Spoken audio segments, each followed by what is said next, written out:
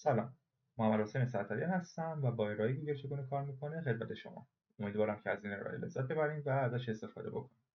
خب اواخر قرن 20 اگه از جستجوگرهای اون موقع استفاده میکردیم مثل آلتاویستا یا دیتا کراولر، نتیجه که میگرفتیم چیزی شبیه اون چیزی بودش که ما الان تو جستجوگرهای کشورمون میبینیم و در بهترین حالت اگه شانس می‌آوردیم به اون چیزی که می‌خواستیم میرسیدیم.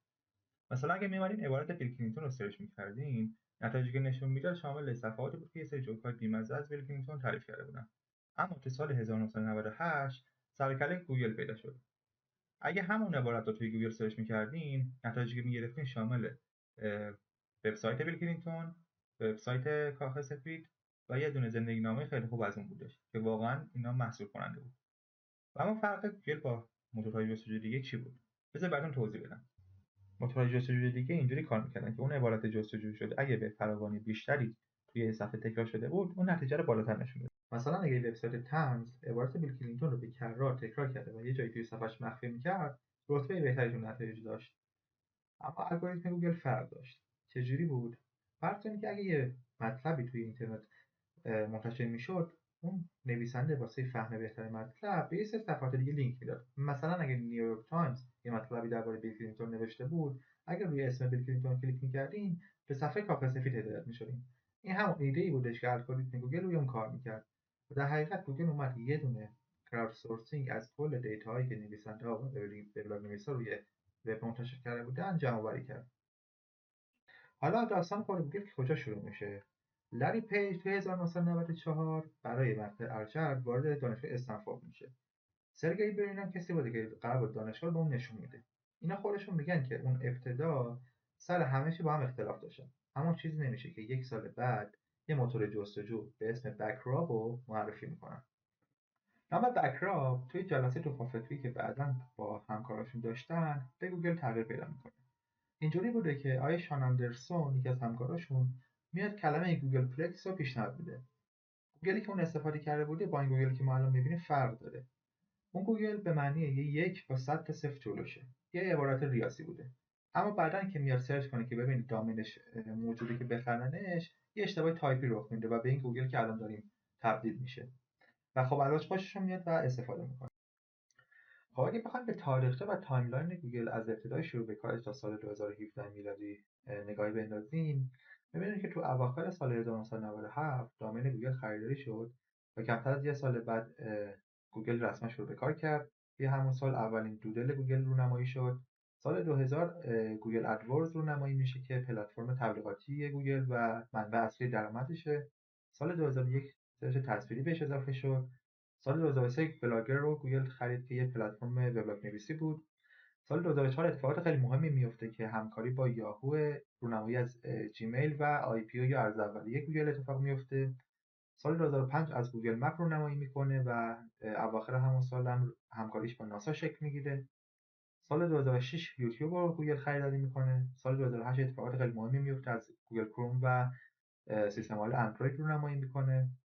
سال 2011 پلتفرم سرچ پاندای گوگل آپدیت میشه، گوگل پلاس رونمایی میشه و گوگل به 1 میلیارد بازدید یونیک میرسه.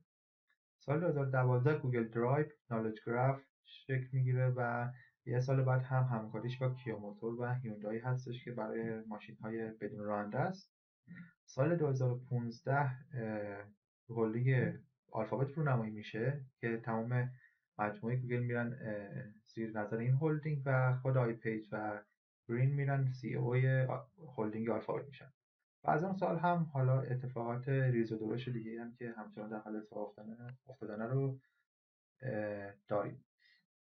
گوگل درباره ماموریتش میاد اینو میگه که اینا میخوان که تمام داده های موجود توی دنیا رو جمع‌آوری و منظم بکنن به صورتی که به صورت کارآمد و برای همه قابل دسترس باشه. خب حالا اگه بخوایم ببینیم که گوگل چگونه کار میکنه، کتاب ما رو اول برمی‌داره میبره سال 2003. توی این سال آیر کشمید الان 2 سال که سی او گوگله. قبلا هم توی شرکت سان میکروسیستم و بل لبز کار میکرده. جاناتان روزنبرگ هم الان 1 سالی که مدیر محصول گوگله و قبلا توی شرکت‌های اکسایتد هوم و اپل کار میکرده. هیئت مدیره از اینا میخوان که یه طرح توجیهی واسه طرح فنلاند بدن. طرح فنلاند چی بوده؟ فنلاند اسم رمز داخلی بوده که گوگلیا واسه مایکروسافت گذاشته بودن. توی این سالها گوگل یه استارتاپ بوده که داشت به سرعت رشد می‌کرده. مایکروسافت هم یه قول تکنولوژیه که داره شاخکاش به سمت کاری که گوگل میکنه تکون میخوره. حالا توی پرانتز اینم بگم که طی سالهای مختلف برآورد شده که مایکروسافت 11 میلیارد دلار خرج مقابله با گوگل کرده. یه سری ابزارهایی مثل MSN Search، ویندوز لایف، بینگ و غیره اومدن که گوگل رو به عنوان یه مهره کلیدی تو حوزه جستجوی اینترنتی و کسب و کار تبلیغاتی از ذهن بقیه بندازن. ولی شکست خوردن. چرا؟ نه به خاطر اینکه ضعیف بودن، بلکه به خاطر اینکه گوگل به خوبی واسه اون آماده بودش.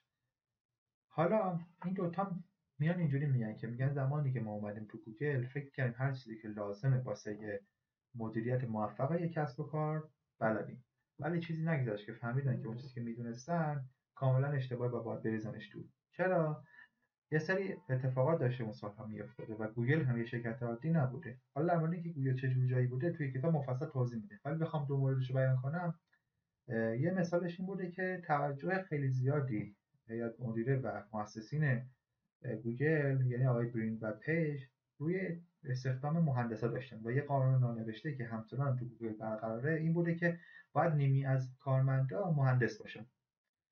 یا مورد دیگه که بوده این بوده که ساختار شرکت مثل ساختار شرکت‌های دیگه نبوده. مثلا مدیر هر بخش یه سری تجملات مثل یه اتاق جداگونه یا مثلا میز بزرگتری از این جور مسائل نداشته و همه چی توی یه سطحشه دنبال می‌شده.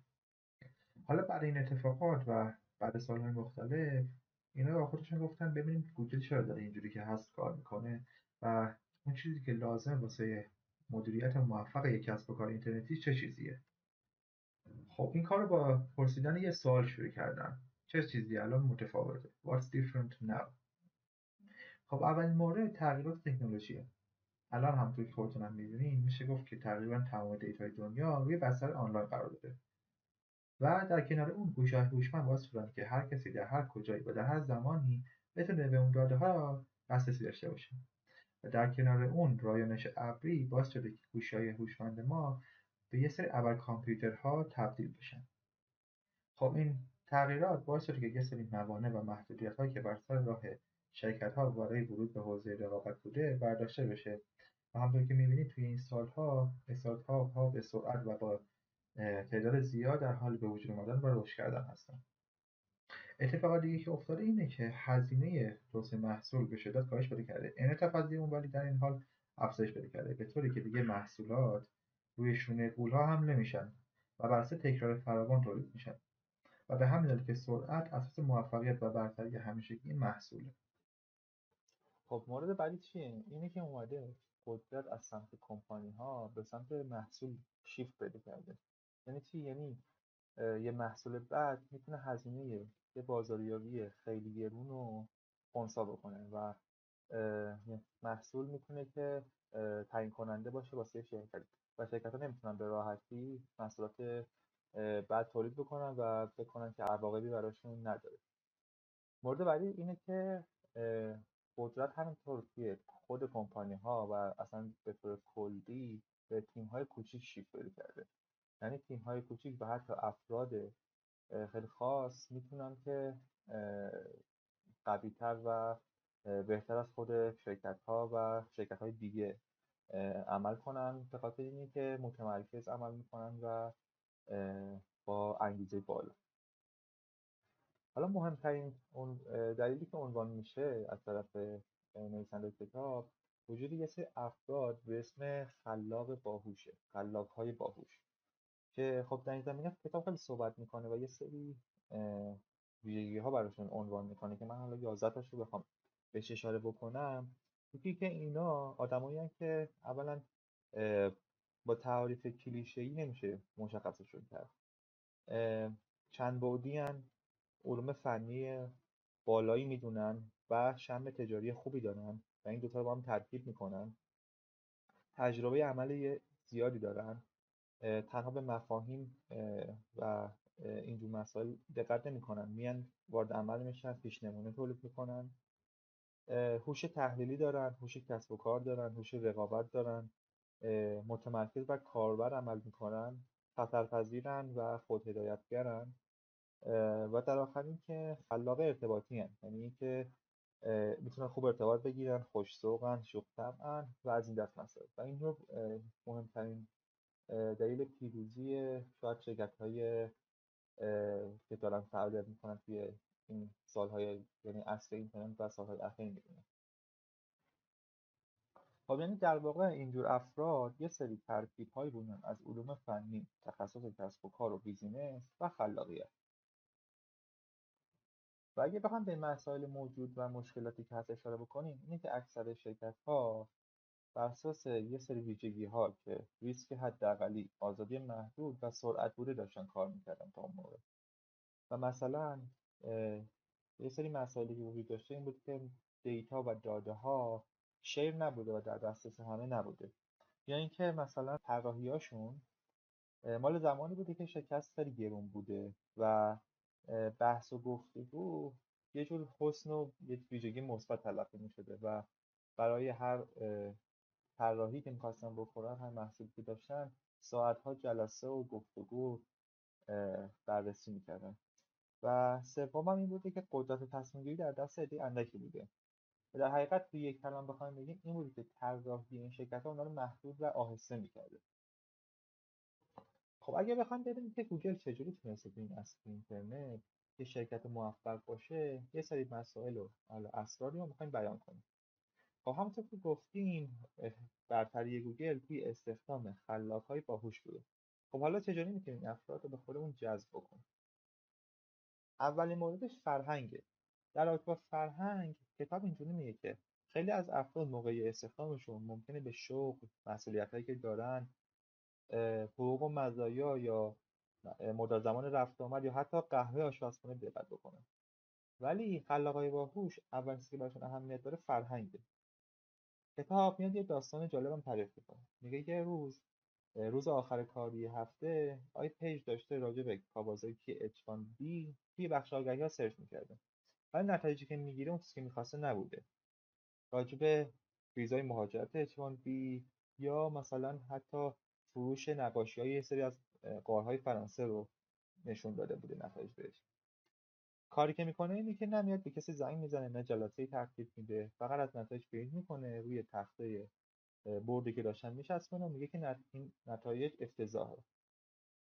بعد 2 روز بعد توی آخر هفته یه ایمیلی دریافت میکنن توی شرکت که گروه سرچ که اصلا با بخش آگهی کاری نداشتن اومده بودن این نوشتای پیج رو دیده بودن، باش موافق بودن و علاوه بر این اومدن یک راهکار و یک الگوریتمی واسه این که بتونن این نتایج رو بهبود بدن و تعریف کرده بودن. خب این خیلی برای نویسنده کتاب یعنی آقای اشمیت و آقای روزنبرگ جالب بوده که یک گروهی، یه تیمی از یه بخش دیگه اومدن، نه اینکه تایید کردن این که ایراد داره، اومدن یه راه حل هم براش ارائه کردن. مورد بعدی تعهد به شعارهاست. کتاب در این زمینه میگه یه نقل قول از آقای جک بلش، مدیرعامل جنرال الکتریک بیان میکنه که میگه هیچ بینشی ارزش کاغذی که روش چاپ شده رو نداره، مگه اینکه به طور مستمر اطلاع رسانی و با پاداش تقویت بشه. یعنی چی؟ یعنی اگه اون شعارتون رو بهش عمل نکنید ارزشی نداره، ولی اگر بهش اهمیت بدین و بهش عمل بکنید میتونه خیلی موثر باشه تو موفقیت شرکتتون. مورد بعدی تیم‌های کوچکه. در این مورد شرکت میاد به قانون دو پیتزای جف بزوس، بنیانگذار آمازون، اشاره میکنه که میگه که تیم‌ها رو باید اونقدر کوچیک بکنیم که با 2 تا پیتزا بتونن سیر بشن. حالا این اهمیت توی تیم‌های کوچیک چیه؟ چراست؟ چون که میگه که تیم‌های کوچیک از گروه‌های بزرگ بیشتر کار انجام میدن و زمان کمتری رو صرف فعالیت‌های دیگه مثل بحث‌های سیاسی و اونجور مسائل میکنن. مورد بعدی مرکزیت تاثیرگذارانه. یعنی چی؟ یعنی باید شایسته سالاری توی شرکت برقرار باشه. و اونطور که کتاب میگه نباید به حرف اسبای آبی گوش بکنیم. اسبای آبی کیان؟ همون کسایی هستند که دارن بیشتر حقوق میگیرن، یعنی مدیرای بالاسری. واسه اینکه این کار انجام بشه باید یه فرهنگ تعهد بر مخالفت توی شرکت ایجاد بشه. یعنی اگه کسی فکر میکنه که یه ایده اشتباهه، بدون نگرانی بتونه ایدهش رو بیان بکنه.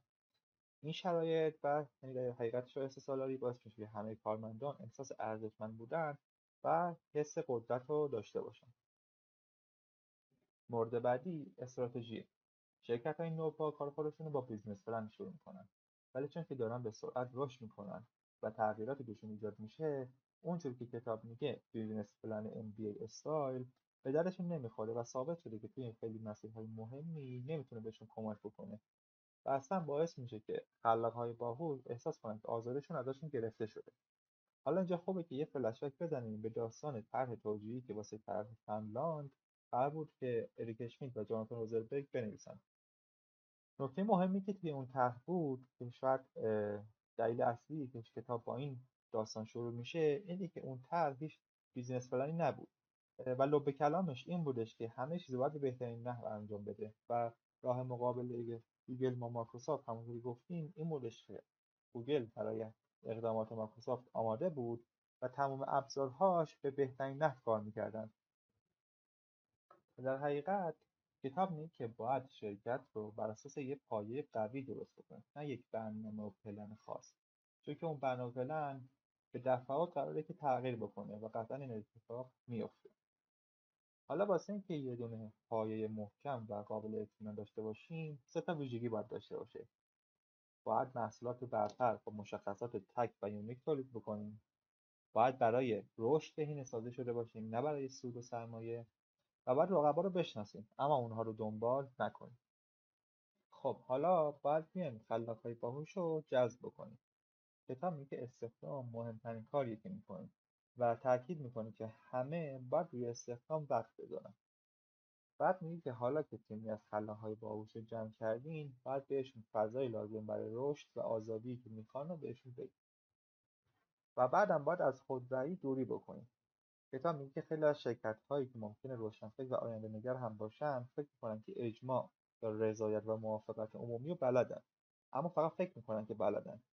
اجماع این نیستش که همه موافق باشن، اینه که همه شنیده بشن و بتونن دور و اطراف بهترین جواب بگردن و بهش برسن.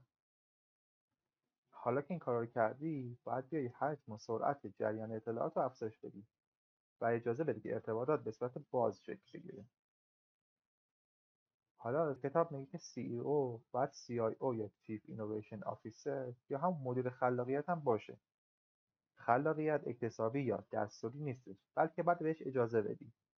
نمیتونی به کسی بگی خلاق باشه، ولی میتونی بهش اجازه بدی که خلاقیتش رو نشون بده. و کتاب میگه که باید به کسایی گوش بدی که لباس آزمایشگاهی پوشیدن، نه کت و شلواری ها، و باید بهشون بگی که پروتوتایپ بسازن، نه اسلاید. بعد میگه که این مراحلی که گفته شد واسه کارآفرینا یا شرکت‌های خفن تکنولوژی نیسته، بلکه فرصت، خلاقای باهوش و جاه طلبی همه جا پیدا میشه. و در آخر هم از خودت بپرس که توی 5 سال آینده چه چیزی میتونه اتفاق بیفته. منبع این ارائه کتاب گوگل چگونه کار میکنه از اریک اشمیت و جاناتان روزنبرگ. اون نسخه‌ای که من داشتم ترجمه فاطمه مشایخی از نشر سیوا بود و تصویرسازی‌هایی که توی اسلایدها به کار برده شد از کتاب تصویری خلاصه‌ای هستش که خود نویسنده‌ها منتشر کردن. حالا اگه اجازه بدید من دوست دارم یک کتاب دیگه هم بهتون معرفی بکنم به اسم کتاب همه دروغ میگویند نوشته سید استیون. نسخه‌ای که الان چاپ شده و هستش ترجمه ریحانه عبدی از نشر گمانی. چرا این کتاب دارم پیشنهاد میکنم و اصلا این کتاب چیه؟ این کتاب میگه که مردم اگه یه سوالی ازش بکنین احتمال خیلی زیاد به شما دروغ میگن، ولی نمیتونن به موتورهای جستجو دروغ بگن و اگه بیاین داده هایی که از موتورهای جستجو به دست میاد رو بررسی بکنین میتونید خود حقیقی آدم ها رو بشناسین. این بخش خیلی کوچیکی بود از تعریفی که حرفی که کتاب داره میزنه. در حقیقت کتاب راجع به بیگ دیتا و کلا دیتا صحبت میکنه و اینکه چه نتیجه گیری هایی میتونی از اون بکنی. راجع به دیتا اگه بخوام یک پاراگراف از کتاب براتون بخونم، کتاب میگه میکروسکوپ به ما نشون داد در قطره آب برکه چیزهای بیشتری از آنچه با چشم میبینیم وجود داره. تلسکوپ به ما نشان داد که در آسمان شب چیزهای بیشتری از اونچه که چشم ما میبینه وجود داره. و امروزه داده‌های جدید دیجیتال به ما نشون داده که طبیعت جامعه انسانی بسیار فراتر از چیزی که تصور میکنیم. این داده‌ها میکروسکوپ یا تلسکوپ عصر حاضرن که بینش مهم و حتی انقلابی به ما میدن. پیشنهاد میکنم که کتاب بخونید. البته یه خلاصه از این کتاب هم پادکست بی پلاس تهیه کرده که ولی من پیشنهاد میکنم خود کتاب بخونید تا بتونید از مثال ها، از نکاتی که خود نویسنده اضافه کرده، از مقدمه از مؤخری که نویسنده نوشته و از این مسائل هم بهره مند بشید. در آخر فهمیدیم که گوگل برتری که داره اینه که میاد روی منابع انسانی خودش و اون افرادی که بهش میگه خلاق‌های باهوش سرمایه‌گذاری میکنه و این رو مهمترین دلیل پیشرفت خودش میدونه. در کنار اون از یه سری تفکرهای انقلابی دیگه مثل اینکه بیزینس پلان جواب نمیده یا مسائلی از این دست هم استفاده میکنه و همواره از خودشون میپرسن که چه چیزی الان متفاوته و داریم به کجا میریم.